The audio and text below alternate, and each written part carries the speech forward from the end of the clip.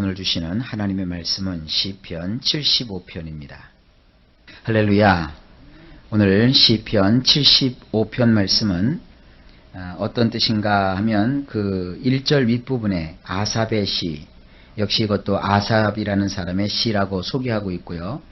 영장으로 알다스헷에 맞춘 노래라고 했습니다. 이 알다스헷이라고 하는 것은 원문으로 바라보면은 알타시케트라는 말인데, 이것은 망하지 말게 하소서 라는 그런 곡조입니다. 그러니까 우리가 멸망당하거나 죽거나 하는 것이 아니라 하나님께서 우리를 보살펴 주심으로 우리를 망하지 않게 하소서 하는 그런 내용을 담은 그런 시에 곡조를 맞춰서 드리는 그런 시편이라는 뜻입니다. 자, 내용을 보시면 1절입니다. 하나님이여, 우리가 주께 감사하고 감사함은 주의 이름이 가까움이라. 사람들이 주의 기사를 전파하나이다. 그랬습니다. 원문을 보면 이렇습니다. 우리는 당신께 감사를 드립니다. 엘로힘이시여, 우리는 감사를 드립니다. 가까이에 당신의 이름이 있기 때문에 사람들은 당신이 행하신 놀라운 일들에 대하여 자세히 말하나이다. 하나님께 여기 감사를 드린다고 말하고 있습니다. 근데 감사를 드리는 그 이유는, 그 감사를 드릴 수 있는 비결은 하나님의 이름이 가까이 있기 때문입니다 라고 고백을 합니다. 하나님의 이름이 가깝다는 것은 하나님께서 함께 해주신다는 것입니다. 하나님이 함께 해주시기 때문에 거기에는 반드시 체험이 있고, 하나님이 함께 하시기 때문에 거기에는 놀라운 일들이 벌어지게 되어 있습니다. 그래서 하나님에 대해서 누구를 만나더라도 자세하게 말할 수 있다는 것입니다.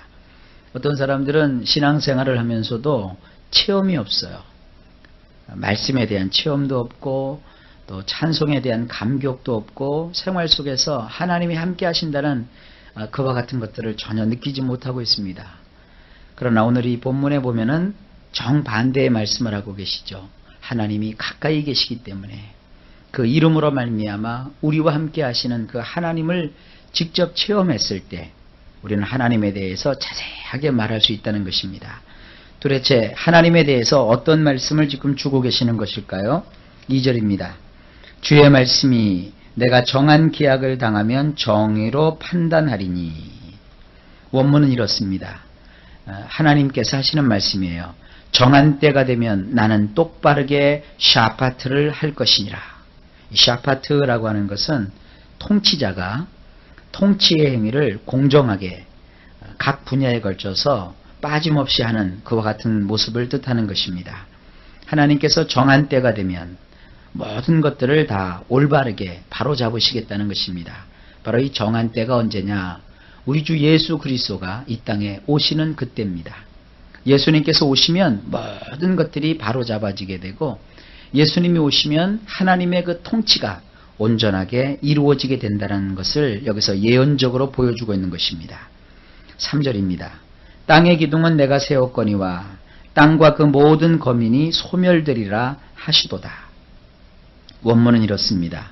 땅과 거기에 거하는 모든 자들이 녹아버릴 것이다. 나이니라. 내가 그것의 기둥을 세웠느니라. 여기 녹는다는 표현은 심판을 받아서 멸망한다라는 것도 되지만, 하나님 앞에서 자기 자신을 완전히 낮추고 비우는 것을 뜻합니다. 우리가 예수를 믿는 것이 뭡니까? 자기 자신을 비우는 겁니다. 자기 자신의 아집과 자기 자신의 죄와 자기 자신의 정과 욕심을 십자가에 못 박아버리는 것입니다. 바로 그와 같은 일들이 하나님께서 우리를 위해서 이루시겠다는 것이죠. 여기 보면 나라는 말이 강조가 되어 있습니다. 원문에는. 우리 성경에는 그런 말이 없이 그냥 쑥 지나가는데, 내가 그것에 기둥을 세웠느니라. 온 세상과 온 세상에 살고 있는 거민들을 하나님께서 세우셨다는 거예요. 그러면서 뭐라고 말씀하시느냐? 하나님이 세우셨기 때문에 인간이 할 수 있는 것은 아무것도 없죠. 인간이 이룬 업적은 아무것도 없단 말입니다. 그러니까 하나님이 뭐라고 말씀하시느냐 하면 4절에 내가 오만한 자더러 오만히 행치 말라 하며 행악자더러 뿔을 들지 말라 하였노니. 원문은 이렇게 되어 있어요. 내가 우쭐거리는 자들에게 우쭐거리지 말라고 말하였느니라. 사악한 자들에게 너희는 뿔을 높이지 말라고 하였느니라. 자, 여기 우쭐거리는 사람이 있고요. 악을 행하는 사람이 나옵니다. 우쭐거리는 사람이 왜 우쭐거립니까? 자기가 뭔가를 했다는 것이죠. 자기의 힘으로, 자기의 지식으로, 자기의 재능으로 뭔가를 이루었다는 거예요. 그리고 나서 이제 우쭐우쭐 되는 겁니다. 그리고 사악한 자라고 하는 것은 권력을 가지고 그 권력을 남용하는 자, 또 어떤 그 재능을 가지고 있는데 타의 추종을 불허하는 그와 같은 아주 대단한 재능을 가지고 있기 때문에 스스로 자기 뿔을 높이는 자. 이 뿔이라고 하는 것은 교만을 상징하는 것입니다. 자기 뿔을 높여서 의시되는 거예요. 그러니까 하나님께서는 그런 거 하지 말라 이거죠. 왜냐하면 땅과 거기에 관한 모든 것들의 기둥을 하나님이 세우셨기 때문에 하나님을 바라보면 인간이 스스로 높이는 것이 무의미하다는 말씀입니다. 그래서 시편 기자가 5절에 이렇게 말합니다. 너의 뿔을 높이 들지 말며 교만한 목으로 말하지 말지어다. 자, 4절에는 하나님께서 우쭐거리지 말아라, 뿔을 높이 들지 말아라 이렇게 말씀하셨으므로, 그러므로 5절에 원문은 이렇습니다. 그러니 너희들의 뿔을 높이 지켜들지 말 것이며 목을 뻣뻣하게 고추 세워서 말하지 말지니라. 왜라고 그 이유가 앞부분에 있었죠. 하나님께서 모든 것을 만드셨고 모든 기둥을 세우셨기 때문에 하나님 앞에서는 그 어떤 사람도 교만할 것이 없다는 말씀입니다. 그래서 자기 스스로 교만의 뿔을 높이 지켜들지 말 것이며, 그리고 목을 뻣뻣하게 고추 세워서 하나님 앞에서 그렇게 있지 말라라는 것입니다. 6절입니다. 대저 높이는 일이 동에서나 서에서 말미암지 아니하며 남에서도 말미암지 아니하고. 여기 우리 성경을 보게 되면 원문의 그 뜻을 충분히 실어놓고 있지는 못합니다. 원문에 보면 이렇습니다. 왜냐하면 높아지는 것이 활개치고 다닌다고 해서도 아니며 해지는 서쪽에서도 아니며 사람들이 몰려 사는 넓고 큰 지역에서 나는 것도 아니기 때문이니라. 자, 우리 인간이 높아지는 것은 자기가 힘이 있다고, 자기 재능만 믿고 활개치며 다닌다고 해서 그가 높아지는 게 아닙니다. 그리고 여기 해지는 서쪽이라고 했습니다. 해가 동쪽에서 뜨잖아요. 그리고 하루 종일 내가 쉬지도 않고 열심히 일했다고 해서 해가 질 때까지 그가 일을 놓지 않고 열심히 했다고 해서 그가 높아지는 게 아니라는 말씀입니다. 뿐만 아니라 여기 사람들이 몰려 사는 넓고 광활한 지역이라는 말이 나오는데, 이것은 바로 그 사람들이 여기다가 성을 짓고 집을 짓고 또 거기서 온갖 것들을 장치를 해놓고 사는 그런 풍요로운 곳을 뜻하는 것이에요. 그러니까 사람들이 몰려서 살아서 아주 도시를 이루고 뭐 이렇다고 해서 사람이 높아지는 게 아니라는 것이죠. 한동안 우리나라가 농촌 사회였다가 도시화가 되면서 사람들이 농촌을 버리고 도시로 몰려왔어요. 왜 도시로 몰려왔느냐? 아무래도 도시로 오면 거기에 기회가 많고 또 사람들이 많이 몰려있기 때문에 성공하기 쉽다고 생각을 했던 것이죠. 그러나 하나님은 사람이 높아지는 것은 그렇게 좋은 곳에 와서도 대도시에 진출해서도 아니라는 것입니다. 그럼 무엇입니까? 7절입니다. 오직 재판장이신 하나님이 이를 낮추시고 저를 높이시느니라. 원문은 이렇게 되어 있어요. 이는 엘로힘께서 샤파트 하시는 것에 달린 것이니라. 아까 샤파트를 말씀드렸죠. 통치자가 공평하게 모든 것을 다스리고 통치하는 행위를 샤파트라고 했습니다. 사람이 높아지는 것은 엘로힘께서 샤파트 하시는 것에 달린 것이라는 거예요. 하나님이 다스리기 나름이라는 것이죠. 하나님은 그래서 이를 그가 낮추기도 하시고 이를 그가 높이기도 하시느니라. 사람이 높아지고 낮아지는 것은 다 하나님이 하시는 거예요. 그래서 8절에 이렇게 말씀하고 있습니다. 우리 성경에 보면 여호와의 손에 잔이 있어 술 거품이 일어나는도다. 속에 섞은 것이 가득한 그 잔을 하나님이 쏟아내시나니 실로 그 찢기까지도 땅의 모든 악인이 기울여 마시리로다. 먼저 이 원문을 좀 보겠습니다. 여호와의 손에는 잔이 있는데 포도주에 거품이 일고 섞인 것이 가득하도다. 그래서 그분이 이것을 쏟아버리셨느니라. 그렇지만 땅에 있는 모든 사악한 자들은 술을 거르고 남은 찌꺼기들까지도 꾹꾹 짜내서 마시는도다. 자, 우리 성경에는 그 뜻이 분명히 드러나지 않는데 우리 성경에는 그냥 술이라고 되어 있거든요. 근데 원문에는 술이 아니라 포도주라고 되어 있습니다. 포도즙이죠, 사실은. 이거는 포도주를 담가 보신 분들이 이해할 수 있는 것입니다. 되게 포도주를 담글 때 어떻게 담가요? 포도에다가 거기다 설탕을 집어넣죠. 원은 포도 자체도 달지만 거기다 설탕을 집어넣으면 설탕 속에 있는 그 당의 성분이 아주 그 포도를 더 달게 만듭니다. 그러면 포도와 당이 만나면 어떤 일이 벌어지느냐? 그게 효모라는 것이 생겨요. 이 효모라고 하는 것은요, 산소가 공급되지 않아도 자라날 수 있는 무산소 세균입니다. 곰팡이와 같은 건데 이 효모가 포도 속에 들어있는 그 당을 먹습니다. 그 효모가 당을 먹으면 이산화탄소를 발생시키고 그 다음에 효모가 거기서 배설을 해요. 그 효모가 배설하면 그게 뭐냐면 그게 알코올입니다. 그게 술 성분이에요. 그래서 포도주를 잘 제대로 담그지 못하는 분들은 그냥 꼭 막아놓으면 되는 줄 알고 그 포도주를 담아놓고 뚜껑을 꽉 막아놔요. 그러다가 큰일 나죠. 폭탄이 되어버립니다. 그 이산화탄소가 효모가 계속 그 당을 먹으면서 배설을 하면서 이산화탄소를 발생시키기 때문에 가스가 차거든요. 그래서 그 적당하게 막아놔야지 너무 꽉 막아놓으면 터져버려요. 그래서 여기 그 효모가 포도주를 만드는 과정에서 이산화탄소가 발생되고 알코올이 생성되면서 거품이 자꾸 일어나는 거예요.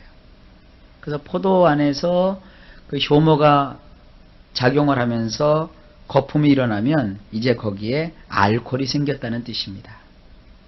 그러면 이제 그걸 어떻게 합니까? 걸러내죠. 몇 번을 걸러내서 순수한 포도주를 얻는데 여기 지금 그와 같은 것들을 생각하면서 8절을 한번 보십시오.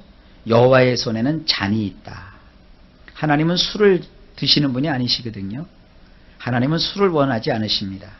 그런데 그 잔이 있는데 잔에 들어있는 포도즙에 거품이 일어나는 거예요. 거품이 일어나는 것은 거기에 알코올이 생성된다는 것이죠. 술이 돼버린 거예요.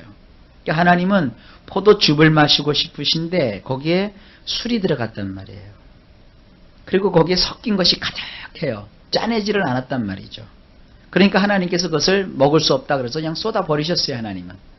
그런데 땅에 있는 악한 자들은 술을 좋아하거든요. 그들은 어떻게 하느냐? 술을 거르고 남은 찌꺼기까지도 꾹꾹 짜서 마신다는 거예요. 하나님은 포도즙이 술로 변하면 그거를 바닥에 쏟아서 버리지만 사악한 사람들은 그것이 술이 됐을 때 그 술을 다 마실 뿐만 아니라 그 술 찌꺼기까지 꼭꼭 짜서 다 마신다는 거예요. 사실 그 술보다도 그 술 찌기가 더 최한됩니다. 어쨌든 간에 이렇게 사악한 자들은 취하고 또 하나님을 멀리 한다는 것이죠. 그러면서 술 취한 김에 교만해지고 목을 빳빳이 세우고 그리고 자기 뿔을 높이 들고 사람이 평상시에 조용했던 사람도 술 먹으면 괜히 당대해지고 욕도 막 하고 막 이상한 성격들을 쓰잖아요. 이제 그런 형태를 하나님께서 우리에게 보여주고 계신 겁니다. 자, 9절입니다. 나는 야곱의 하나님을 영원히 선포하며 찬양하며 그랬어요. 원문은 이렇습니다. 그렇지만 나는 선포하리 영원토록 음악을 내리 야곱의 엘로힘을 위하여.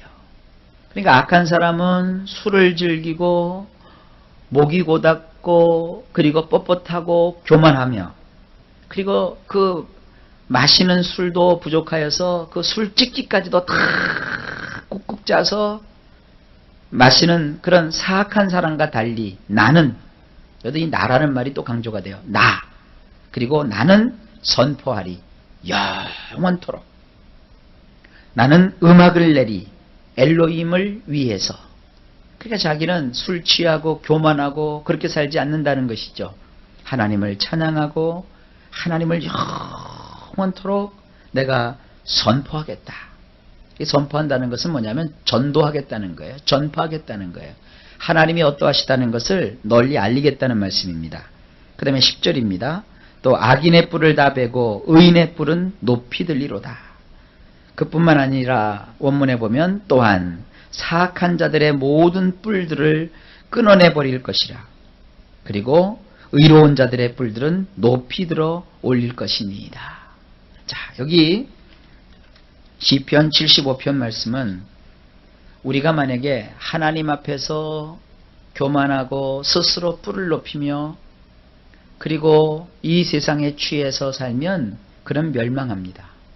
그러나 망하지 않는 비결은 뭐냐 하면 하나님께 감사를 드리고 그리고 하나님의 통치를 받으면서 찬송하고 전도하고 그리고 하나님 앞에 자기 자신을 낮추는 이러한 삶의 모습을 가질 때 우리는 망하지 않는다 하는 내용을 시편 75편이 담고 있습니다.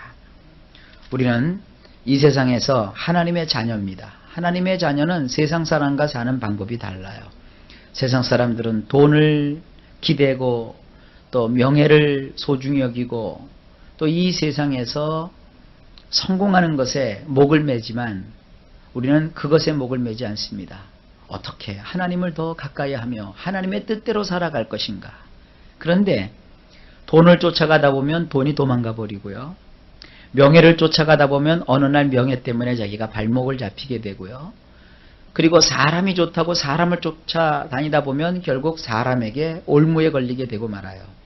그러나 하나님을 따라가면서 하나님의 의로운 통치를 받게 되면 내가 돈을 구하지 않았는데도 하나님이 필요에 따라서 때를 따라 돕는 은혜를 주셔서 넉넉하고 여유 있게 살게 하시고요.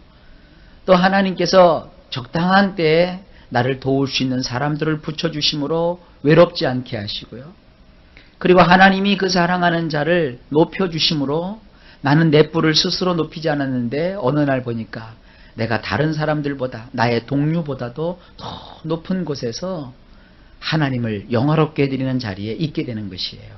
이게 신앙입니다. 이러한 그 신앙인들이 받는 축복을 시편 75편에서 예고하고 있는 것입니다. 그러므로 우리는 망하지 말게 하소서.